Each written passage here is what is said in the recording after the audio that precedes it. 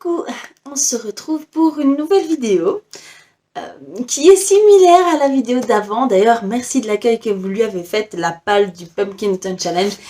C'est une vidéo que j'adore tourner, et j'adore tourner des vidéos pâles. Et quand j'ai appris que Kimi Collection sortait un nouveau challenge, je ne peux pas m'en empêcher, surtout que ce challenge me parle trop parce qu'il s'agit du Greek Mythology Challenge. Je pense que c'est comme ça qu'il faut le prononcer. Moi, je kiffe parce qu'en plus les catégories sont assez larges pour qu'on puisse mettre tout ce qu'on veut et en même temps enfin, vous voyez ce que je veux dire? Il peut rentrer beaucoup de choses tout en respectant et en moins filoutant, je trouve. Donc, why not, j'ai envie de dire. Et puis en plus, bon, ça me fait une palle de plus.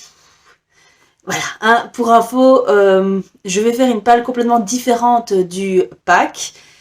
Bon, je suis consciente que je n'y arriverai pas, mais au moins, ça me fait beaucoup plus de choix de livres et de mangas à lire, donc pour moi, c'est tout gagnant.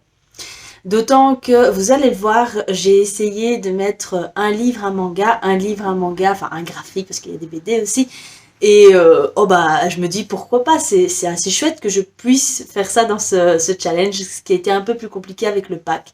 Donc, sans plus attendre, allons-y pour la première catégorie. Il s'agit du dieu Zeus. Et donc pour ça, il fallait choisir une relique de sa palle. Et j'ai choisi Onyx and Ivory de Mindy Arnett. Donc pour ceux qui sont là depuis quelques mois, ce livre avait été, je pense, dans ma palle du Romantasy Challenge, mais j'ai pas été jusqu'au bout de cette palle-là, bien que j'y avais quand même déjà fait pas mal. Hein, j'étais fière de moi. Mais du coup, il me reste ce beau bébé qui est en VO, donc en anglais. Et c'est une relique dans le sens où c'est le premier Fairy Loot que j'ai reçu et celui que je n'ai toujours pas lu. Et c'est de la romantasy, donc à mon avis, ça va me plaire la blinde, il est beau. Il n'attend que moi, d'autant que mon ami m'a la sortie pour le challenge annuel que mes amis me donnent, du coup, de me sélectionner 2 livres. Et que je dois les lire, simplement. Donc, c'est du tout gagnant pour moi. Si jamais je crois que ça parle de prince, de trahison royale et d'aventure avec des épées, etc. Peut-être un peu de magie, je ne sais pas. Donc, au pire, je le lis. Je vous dis quoi après. Alors, la deuxième catégorie, il s'agit de Poséidon. Et là, c'est l'élément eau qu'il faut inclure dans sa lecture. Et j'ai choisi, du coup, Aria de Kazue Amano aux éditions Kiun dans leur collection Shonen. Donc, j'ai la belle version. Donc, c'est Aria The Masterpiece. Et là, du coup, de ce que j'ai vu, il s'agit... Oh il s'agit du coup de Aria qui va être envoyée sur Mars, qui a été, oui c'est ça, qui a été terraformée sur le modèle de Venise. Et c'est du tranche de vie, du coup un peu science-fiction, mais en mode de vraiment tranquillou, on admire la vie, etc. Donc à chaque fois que j'ai vu quelqu'un le lire, il a surkiffé pour cette ambiance. Moi aussi, j'ai envie de surkiffer pour cette ambiance, donc why not? Ensuite, il s'agit de Hades et c'est le deuil et la mort. Bon, j'ai un peu plus galéré parce que j'ai pas de livre vraiment très en lien avec la mort. À part peut-être La Cour des Ténèbres de Victor Dixon dans la collection R. On parle du roi soleil qui est du coup devenu un vampire et eh bien on parle maintenant... Il existe toujours, on va dire, donc notre monde tel qu'on le connaît n'est jamais devenu. Et du coup, le roi Louis règne toujours en tant que vampire, il a toujours sa cour de vampires, et les humains sont devenus du bétail. Donc, ils doivent faire des ponctions de sang, je crois que c'est ça. Donc, c'est un peu l'histoire de Jeanne, du coup, qui est humaine, que ses parents sont décédés, je crois, dans un accident, et elle va essayer de trouver le meurtrier. Et pour ça, elle va devoir infiltrer la cour des ténèbres. Je pense que c'est ça. Si c'est pas ça, bah, au pire, je vous le lis. Encore une fois, je vous dis quoi. Mais le deuil et la mort, bah, du coup, je pense que on rentre un peu dedans. Ouais. D'autant qu'il me fait hyper envie, parce que Victor Dixon, ça a été une relation un peu conflictuelle, parce que le premier tome que j'ai lu de lui, c'était Animal, le tome 1, que je n'ai pas aimé. Et puis j'ai lu... Non, j'ai écouté... Ah, c'était quoi? Ah non, non, non. D'abord, j'ai lu Phobos, que j'ai surkiffé, c'était un coup de cœur. D'ailleurs, il faut que je lise le tome 2 à un moment donné. Puis ensuite, j'ai écouté du coup en audio, je crois que c'est Cogito, que j'ai bien aimé aussi. Donc, est-ce que la Cour des Ténèbres va faire en sorte que finalement Victor Dixon est chouette? Pour moi, oui, on va essayer. Donc ensuite, on parle du dieu Arès, qui n'est autre que le dieu de la guerre. Et pour ça, j'ai choisi Arslan de Hiromu Arakawa et Yoshiki Tanaka aux éditions Kurokawa. Je pense qu'il y en a un des deux. Je pense que c'est Hiromu Arakawa, qui est aussi l'auteur de Full Metal Alchemist. Donc voilà, d'ailleurs ça se voit beaucoup dans les dessins. D'ailleurs, il y en a beaucoup des personnages apparemment qui ressemblent à ceux de Full Metal. Bon, je connais pas le mangaka, mais voilà, mon mari qui lui a lu Full Metal me dit ça. Donc ici, on suit Arslan qui est un prince qui va finalement être destitué parce qu'il y a un coup d'état. Et ça va être un peu... Bah, en fait, c'est une histoire. Son histoire de... est-ce qu'on va reconquérir, etc. C'est que le 3e tome, donc j'en sais pas beaucoup plus. Donc ils sont un peu fins, donc voilà. J'ai quand même hâte, ça se lit assez bien, et il y a quand même pas mal d'humour qui aide un peu à alléger les scènes un peu dures, donc voilà, c'est déjà ça. Ensuite, passons à la suite qui est Hera, et c'est la jeunesse et la romance. Alors moi j'ai pris jeunesse dans le sens adolescent. Parce que bon, être adolescent, ça reste quand même assez jeune. Et du coup, j'ai pris Insaisissable, le tome 1. Donc, Ne me touche pas de Tahereh Mafi. Donc, je l'ai en français. J'avais beaucoup hésité à l'acheter en anglais. Mais au final, je l'ai trouvé d'occasion en français. Et je me dis, bah, on va tester. Au pire, si c'est un super coup de cœur et que la trilogie est géniale et tout, je me l'achèterai peut-être en anglais. Mais en attendant, je pense que c'est une dystopie qui concerne une jeune femme qui s'appelle Juliette. Ouais, Juliette, et qui est maudite dans le sens où on ne peut pas la toucher ou alors elle meurt, donc ça va être son histoire. Je préfère pas trop en savoir parce qu'avec les dystopies, sinon on est vite dans le vif du sujet et j'ai pas envie, j'ai envie de découvrir, d'autant que Tahereh Mafi est l'autrice aussi de Au pays de l'ailleurs que j'ai surkiffé. D'ailleurs, je vous invite à aller voir l'avis qui le concerne. Franchement, pépitas. Et ici, bah, du coup, c'est quand même sa saga phare, les insaisissables. Je vais y arriver, c'est dur. Donc, oui, donc j'ai pris jeunesse parce que voilà, elle est adolescente, je pense. Et bah, voilà, pour moi, être ado, c'est reste quand même jeune. Et la romance, parce que évidemment, Juliette va rencontrer quelqu'un et bah, hein, romance. Ouais, je kiffe. Ensuite, on avait Apollon, et c'est l'art et la beauté. Et là, c'est un peu difficile pour moi, mais du coup, j'ai pris Alicia Prima Ballerina Assoluta de Eileen Hofer et Mayalen Gust. Bah, désolée, c'est pas facile. Et c'est donc Rue de Sèvres pour l'édition. Hop, hop. Et tout ce que je sais, c'est qu'on va suivre une étoile montante de la danse. Donc, je préfère vous lire en fait le petit encart ici. À travers ce portrait de l'intrigante danseuse étoile Alicia Alonso, Eileen Hofer et Mayalen Gust revisitent la période post-révolution de Cuba, où la dictature a fait du ballet national son meilleur instrument de propagande. Donc, on va lire quand même des passages, à mon avis, assez difficiles, et tout en étant dans le monde de la danse. Donc, voilà quoi. Et c'est des dessins ainsi. Très crayonné, vraiment très beau. J'ai hâte de voir un peu comment ils ont représenté la danse là-dedans, mais du coup, voilà. Ensuite, on a Perséphone, et là, c'est la naissance et les fleurs. Et je ne pouvais pas passer à côté d'un coup de cœur de Kimi qui est Rose Éternelle et... Oh là là, Rose Éternelle. Rose éternelle, du coup, de Ophélie Duchemin, aux éditions Plume Blanche. Donc c'est une revisite de La Belle et la Bête. Voilà, au niveau des fleurs, je pense que c'est matché, parce qu'en plus on parle d'un gros arbre à fleurs, à rose, je crois. Je ne sais plus tellement, mais dans le résumé, il y a un élément central avec un arbre à fleurs. Et naissance, ben, avec tous les sens possibles et imaginables du mot naissance, il y a moyen. À mon avis, avec la bête aussi, ça peut être une histoire de renaissance. Donc, moi, je dis oui. Je dis, il rentre dedans. Donc, Rose éternelle. D'ailleurs, ça fait un petit moment que je l'ai. Et c'est une parfaite occasion de le sortir. Ce qui me tente beaucoup. J'arrête pas de voir des avis positifs, notamment de Kimi, faut quand même le dire.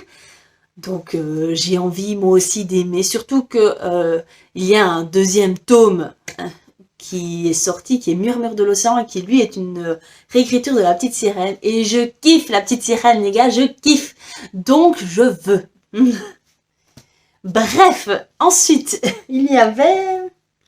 C'est Hermès, donc c'est voyage et échange. Bon, là, j'ai un petit peu filouté, j'avoue. J'ai pris du coup Bright Stories, donc c'est les tomes 11, 12 et 13 de Kaoru Mori aux éditions Kion dans leur collection Seinen. Voilà. Et là en fait on suit une diversité de personnages. Autant on peut suivre ce monsieur qui est médecin, qui vient d'Angleterre et qui vient observer un peu les tribus perses, turques, etc. Et ça c'est vraiment juste magique. On suit aussi ces deux femmes qui sont perses, il me semble, et qui ont leur propre histoire. Et ici, on suit des jumelles. Enfin bref, on suit une pluralité de personnages qui ont toutes leurs spécificités ainsi que leur culture qui diffèrent un petit peu en fonction de là où elles vivent. Parce que pour nous, ça reste peut-être globalement la même chose, mais pour elles, c'est des tribus différentes, avec des mœurs différentes, avec... Enfin bref, tout est différent. Et on les suit au fur et à mesure. Et ça reste quand même le médecin qui est l'élément central, enfin le fil conducteur, parce qu'au début on le suit lui, on suit son aventure dans une famille perse, je crois que c'est perse. Et après il s'en va, il va suivre d'autres, et c'est là qu'on va rencontrer d'autres personnages. Et bah, comment vous dire, c'est juste génial. Kaoru Mori a un dessin tellement... précis qu'on y est, quoi. C'est vraiment... Je vous en avais déjà parlé quand j'avais fait Magus of the Library, parce que ça reste quand même plus ou moins la même chose, dans le sens où il y a beaucoup de détails, et c'est juste tellement immersif qu'on y est, quoi. On est en Perse, on veut être à cette époque-là, en train de suivre ce médecin, et voir un peu toutes ses aventures. C'est magnifique. Je suis chaque fois bluffée par... ce que Kaoru Mori nous propose dans ce manga. Et malgré qu'on soit au tome déjà 11 ici, jamais je me suis ennuyée. Tellement, même si on aurait pu ici, on se dit, ah mince, encore un manga avec ces personnages. Non, en fait, elle change de personnage et puis on retourne chez les autres au moment où ils commencent à nous manquer. C'est magique, c'est génial. Et voilà, donc pourquoi voyage? Parce que voilà, la Perse et tout ça, je pense que c'est nous qui voyageons, plus le personnage, et échange, parce que c'est un médecin d'une autre culture qui va échanger avec les autres et les observer, et parfois ils en parlent, lui il leur apprend des choses, eux apprend également, et lui apprend également des choses. J'y arriverai les gars, c'est difficile pour moi. Donc j'ai vraiment très hâte de lire. Ensuite, on a Artemis, et là c'est quêtes et créatures. Et là j'ai tellement de livres avec quêtes et créatures que finalement ça a été un peu mon mari qui a décidé. Donc c'est La Dernière Nymphe, le tome 1, Bellezza, de Marjorie Burbeau aux éditions Rebelle. Donc ça fait un bout de temps qu'il est aussi dans ma palle. Et je me dis pourquoi pas. Les nymphes en plus, elles ne font pas souvent l'objet de livres. Je veux dire, où c'est le personnage principal est une nymphe, c'est quand même assez rare, donc je me dis pourquoi pas, que je vais voir un petit peu ce que Marjorie Burbeau en a fait, surtout que apparemment c'est des vampires qui ont décidé d'éradiquer les nymphes, et c'est la dernière. Donc voilà, on va voir. J'aime bien, j'ai hâte donc voir un petit peu ce qu'elle a fait de cette bitelite, comme dirait Nina. Et on va voir, oh non, ça va être bien, ça va être bien. Est-ce que vous avez compté combien de fois j'ai dit on va voir? On va voir. Et enfin le dernier, il s'agit d'Aphrodite. Et là il fallait prendre un manga de romance. Alors c'est pas que j'ai pas de manga de romance, évidemment, j'adore ça, donc j'en ai. Seulement dans ma palle, j'ai voulu me coller le plus possible à la romance brute. Et j'avais Miss Butler par exemple, sauf que j'ai genre 16 tomes et je m'étais dit que j'allais faire un vlog sur le côté pour ça plus tard. Et en attendant, du coup, j'ai pris Otaku Otaku de Fujita, voilà c'est ça, aux éditions Kana dans leur collection Big Kana. Donc j'ai le tome 2, 3, 4 et 5. Et là aussi, les dessins, je les trouve trop mignons. Et ce qui est vraiment original, c'est qu'on suit aussi des adultes ici. Donc ça, c'est la petite touche qui fait du bien. Parce que souvent, ça reste quand même des lycéens dans les shoujo purs. Ici, ça reste des adultes qui vivent leur vie. Ils ont chacun un boulot. Mais ils sont à côté de ça, otaku. Du coup, ils sont passionnés dans un certains domaines, peu importe, que ce soit les jeux vidéo, les animés, le sport ou autre simplement, eh bien, on les surnomme les otaku et ça va être des histoires d'amour entre otaku. Je crois que c'est ça. Et le premier tome, c'était vraiment une pépite, ça a été un coup de cœur, c'est rare quand un manga unique soit un coup de cœur pour moi. D'habitude, voilà, j'ai un coup de cœur sur une série sur une série de mangas, mais pas sur le tome 1 d'une saga. C'est rare. Et là, ça a été le cas. Enfin, vraiment, j'avais dégusté ce tome-là. Il y avait beaucoup de références vraiment hyper drôles. Et en même temps, ça touchait aussi le couple en tant que prémisse. En tant que, vraiment, on apprend à finalement changer. En tant qu'amis, on passe à plus que ça. Et ben, je me dis, c'était vraiment pas mal. C'était vraiment bien fait, drôle, léger sans l'être trop. Donc oui, moi j'ai redemandé à chaque fois que je tombe là-dessus pour pouvoir me les acheter. Je dis oui. Et en plus, je suis désolée, mais ce couple-là, j'ai hâte de suivre son histoire. On les voit un petit peu dans le tome 1, mais c'est pas eux qu'on suit principalement, c'est plutôt eux.